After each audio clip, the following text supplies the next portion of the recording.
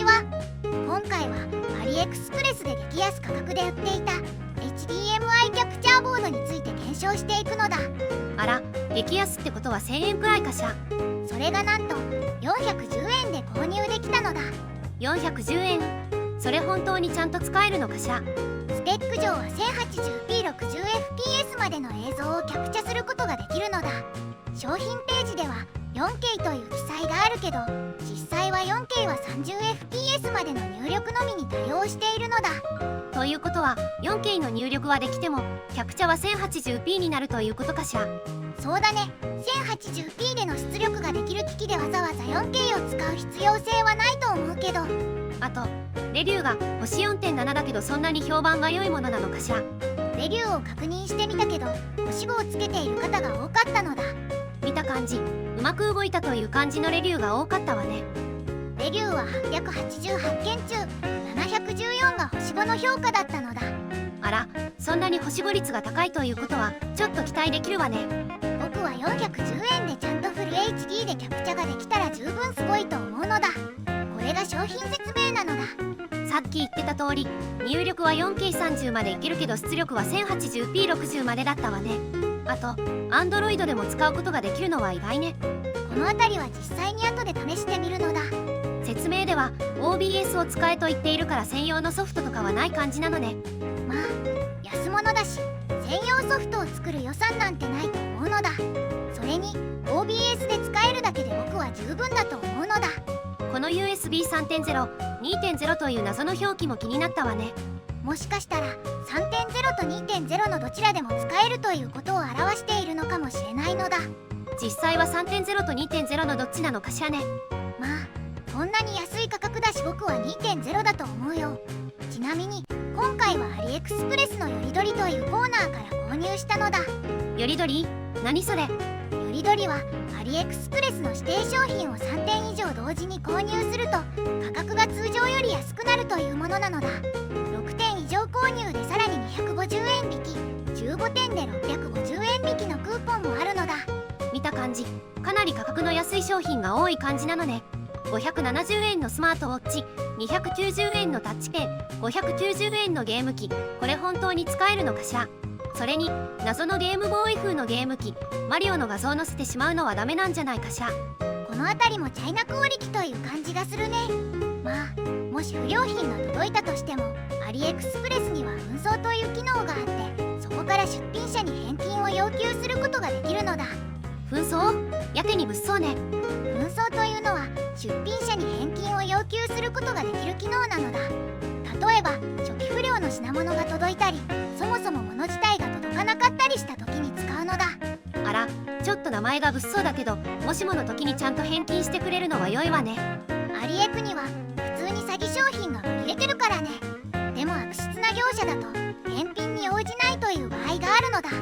その場合は運営が仲介してくれて返金してくれるらしいのだ。それに配送保証とかもあるのね。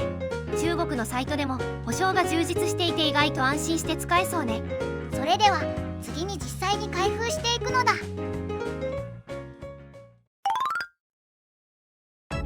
まずこれが箱なのだ。チャイナポストだからやはり箱は潰れていたのだ。中国ってやっぱり荷物まで雑に扱っているのね。裏面には詳細なスペックの情報が記載されているのだ。書いてあるのは商品説明と同じ内容だと思うのだ。こんな価格なのに本当に 1080p でキャプチャできるのかしらね。それでは箱を開封していくのだ。中に入っていたのは本体と説明書だったのだ。あら、中身は意外とシンプルなのね。説明書は英語と中国語の記載だったのだ。まあさすがに日本語はないわよね。ちなみにアリエクスプレスの注文情報から紙の説明書と同じ内容の PDF を見られるので、今回はこの PDF を見ていくのだ。書いてあることは主にスペックと使い方だったのだ。見た感じこれは OBS での使い方を説明しているみたいね。ただここには接続が USB2.0 なのか 3.0 かは一切記載されていないのだ。まあ PC に接続すればそこはわかるかもしれないわね。というわけで次に実際に PC に接続して動作確認していこうと思うのだ。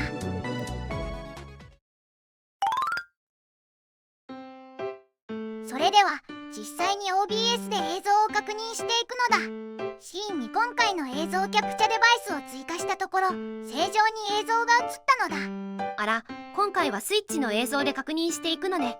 ゲームをやった方が遅延が分かりやすいかなと思ったからね。確かにこういう安物だと遅延は結構するというイメージがあるわね。それでは早速だけどゲームの映像を流していくのだ。というわけで実際にキャプチャした映像を映しているのだ。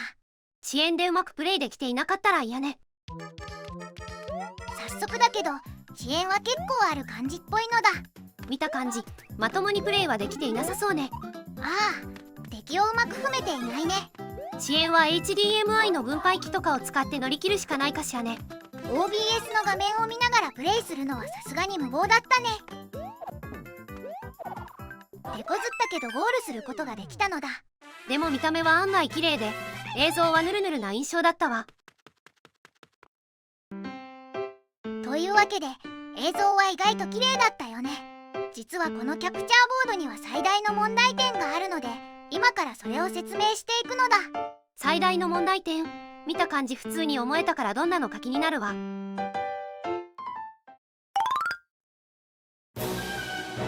まずはこの画面を見てほしいのだ。あら、これは FireTV の画面。そうだね。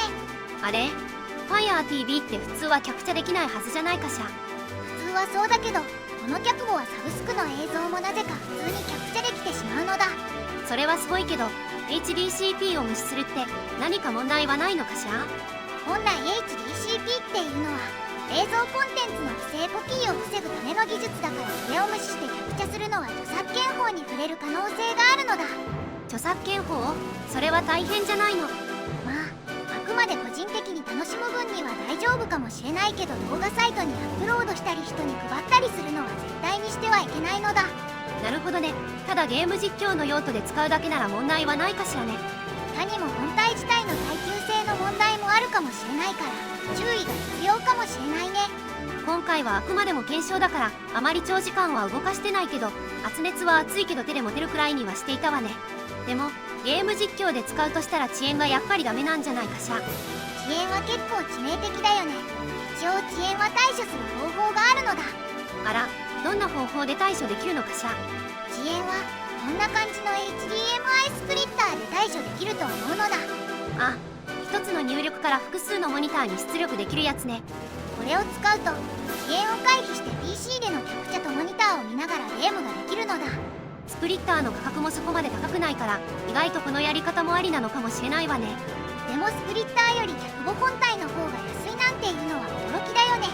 あと画質は私の感想では普通に綺麗だと感じたけど人によっては画質が悪いと感じるかもしれないから注意してね。一応概要欄に実際のキャプチャした映像をそのままアップした動画のリンクを貼り付けておくから気になる人はそれを見てほしいのだ。 YouTube に投稿してる時点で動画が圧縮されてるので動画ファイルそのままの画質よりは劣化していると思うわ。次に本体を実際に分解していくのだ。あら、410円の中身がどんな感じか気になるわ。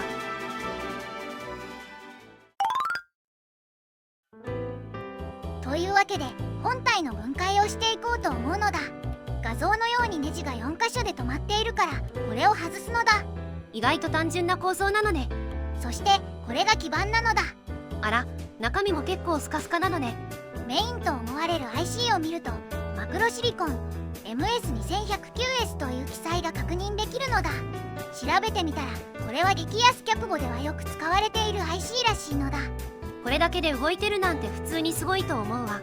410円でこれを作れる中国の技術力には驚きなのだ。あと USB の詳しい情報を見られるツールを使ってどうなっているのか確認していくのだ。あら、そんなツールがあるのね。ちなみにこのツールを使うと中のチップや映像入力の情報まで確認することができるのだ。今回使うのはこの USB デバイス3ビューワーというドイツ製のソフトなのだ。なんだか専門的な情報がたくさん並んでいるわね。ここでこのキャプチャーボードの情報を確認していくと USB の接続はやはり 2.0 になっているのがわかるのだ。 USB2.0 なのでそれで映像の転送速度とかに影響があるのかしら。それが大きいのだ。実際に映像をキャプチャできる形式を見てみると 1080p の 60fps FPS だと MJPEG という圧縮された形式でしか出力できないみたいなのだ。あら、ワースクよりはやっぱり劣化しちゃうのね。そして 1080p の 10fps までなら見やすくの映像でキャプチャできるようなのだ。 10fps だとちょっとカクカクした映像になりそうね。まあそうだね。最高画質な映像にこだわるならちょっと厳しいかもしれないのだ。なるほどね。 USB2.0 だとどうしても帯域幅に限界があるってことなのね。そういうことなのだ。そしてこのツールでもさっき基板で確認したのと同じ MS2109 というチップが認識されているのがわかるのだ。この情報を見るだけでもこのキャプチャーボードの性能や限界が見えてくるのが面白いところなのだ。実際に分解するところも見れたし面白かったわね。安価なキャプチャーボードだけどいろいろな情報が見えてきてなかなか興味深かったのだ。あと MS2109 の IC には 48kHz のステレオの音声がモノラルの 96kHz になる不具合があったらしいんだけど、今回の場合は普通にステレオで出力されてるようだったのだ。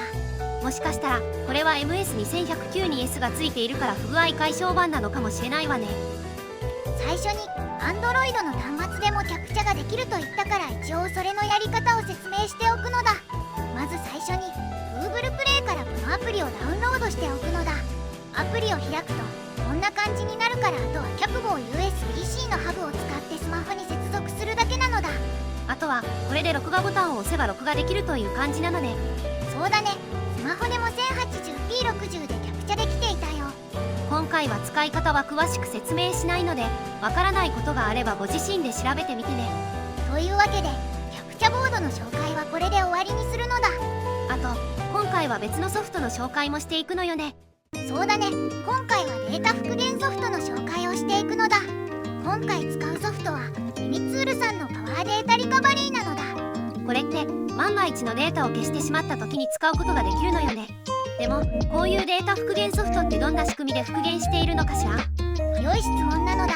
データ復元の仕組みはちょっとした魔法みたいだけどちゃんと理由があるのだ。データをパソコンやスマホのストレージに保存するとき OS はそのデータの場所、ファイルシステムという保管庫のようなもので管理しているんだ。データを削除したとき実はデータそのものがすぐに消えるわけじゃないことが多いんだ。そうなの？ファイルシステム上のこの場所にデータがありますよっていう目印が消されるだけでデータ自体はまだストレージのどこかに残っていることが多いんだ。例えるなら本棚から本のタイトルが書かれたラベルを剥がしただけで本自体はまだ本棚にあるようなイメージかな。ただこれはあくまでもイメージだから参考程度にしてほしいのだ。なるほど。ラベルだけ剥がされるからどこにあったかわからなくなるけど実際にはまだ残っているのね。そういうこと。データ復元ソフトは消されてしまった目印の手がかりを探したりデータの断片を解析したりすることで元のデータを再び見つけ出して復元してくれるのだ。へえ、なんかすごそうな感じね。データを削除した後に新しいデータを保存すると新しいデータで古いデータの領域が上書きされてしまって復元が難しくなるからなるべく早く復元ソフトを使うことが重要なのだ。あら、それは気をつけないといけないわね。私も以前ディスクを使うにはフォーマットが必要の警告が出てデータが消えたハードディスクがあったけどそういう時にもこのソフトは使えるのかしら。そのハードディスクは仕方なくフォーマットしたけどその後からは問題なく使えているのよ。それはきっとファイルシステムが壊れたんだと思うよ。例えばファイルを書き込んでいる最中にストレージを切断したりするとファイルシステムの破損につながるのだ。ファイルシステムが壊れた場合にも今回のソフトを使うことができるのだ。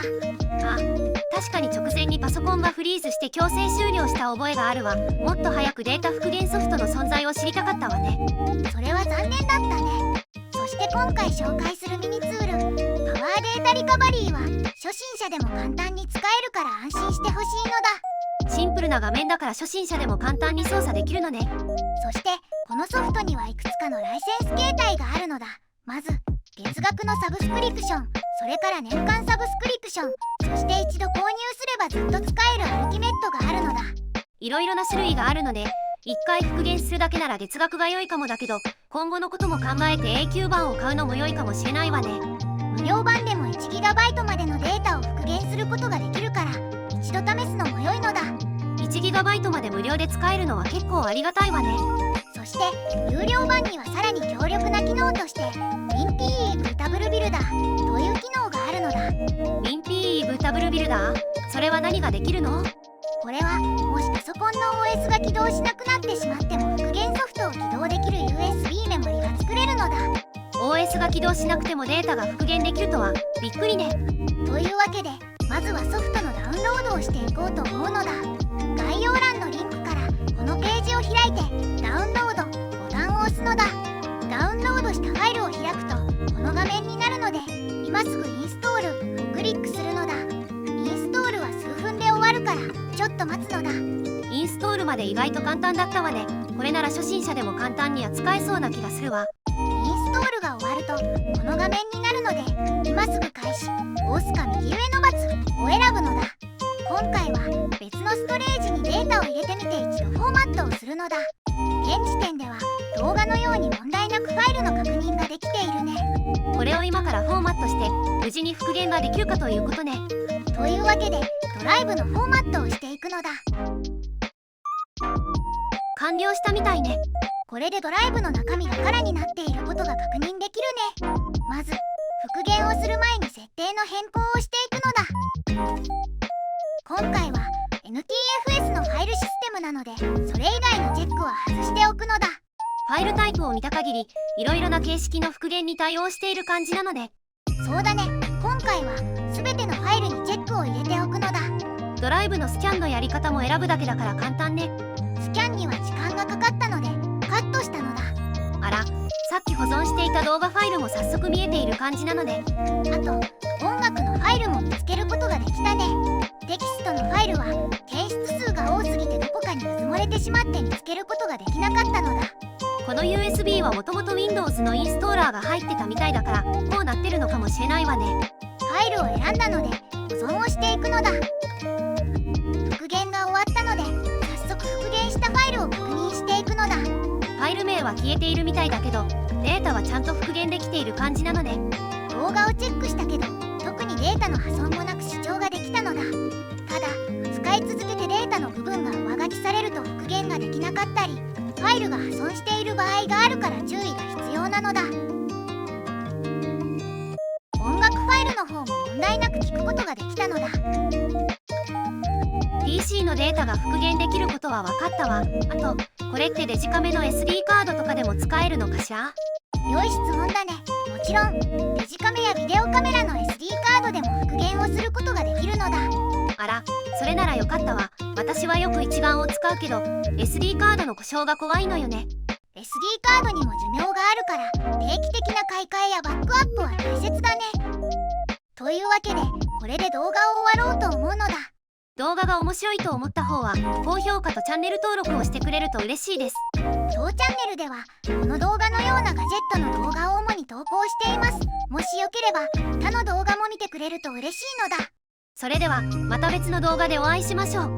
最後までご視聴いただきありがとうございました。